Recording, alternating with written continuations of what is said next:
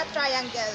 In geometry, a triangle is a closed, two-dimensional shape with the three straight sides, and also a triangle is also a polygon. What is a triangle? A triangle with vertices A, B, C is denoted in Euclidean geometry.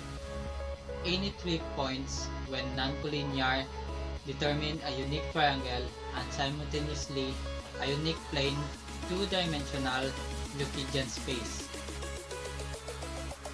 A triangle is a three-sided polygon, sometimes but not very commonly called the trigon. Sides of a triangle are given special names in the case of a right triangle, with the side opposite the right angle being termed by the hypotenuse and the other two sides being known as the two legs. A triangle has 3 sides, 3 vertices, and 3 angles. The sum of the 3 interior angles of a triangle is always 180 degrees. The sum of the length of 2 sides of a triangle is always greater than the length of the third side. A triangle with vertices P, Q, and R is denoted as PQR triangle. The area of a triangle is equal to half of the product of its base and height. Different types of triangles. To classify triangles according to their angles, we measure each of its interior angles.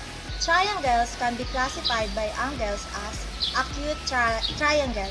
An acute triangle has all interior angles. Next is right triangle. A right triangle has one right angle equal to 90 degrees. Then obtuse triangle. An obtuse triangle has one obtuse angle greater than 90 degrees.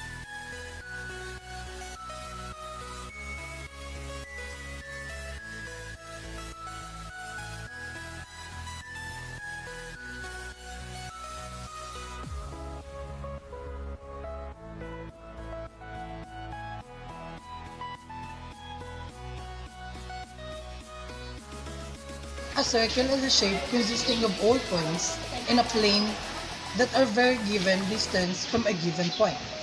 The center, equivalently, is the curve traced out by a point that moves in a plane, and so that its distance from a given point is a constant. Definition of circle. A circle is a round, two-dimensional shape. It has a middle point, center.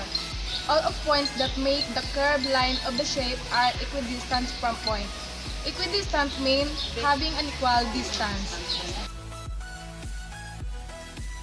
Another circle. A round plane with your host boundary. The circumference consists of the point equidistant from a fixed point. The circle draw a circle with a compass. Something is the shape of a circle. A dark circular mark below each eye caused by illness or dark tiredness. A curved upper, the tires of seat in a theater.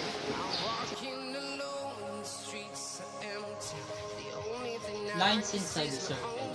There are many lines inside the circle. Any line touches 2 points on the circle is called chords.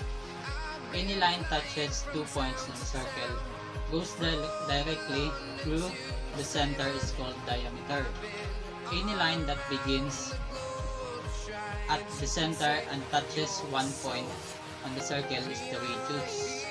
The radius is 1/2 of the length of the diameter. Tangent circles, normal circles that intersect at one point. Concentric circles, normal circles that have the same centers but different radius. Congruent centers, normal circles with the same radius but different centers. Center of a circle. The center of a circle is the center point in a circle from all the distances to the point on the circle are equal. This distance is called the radius of the circle. Here point P is the center of the circle. Then semicircle. A semicircle is half a circle formed by cutting a whole circle along a line segment passing through the center of the circle.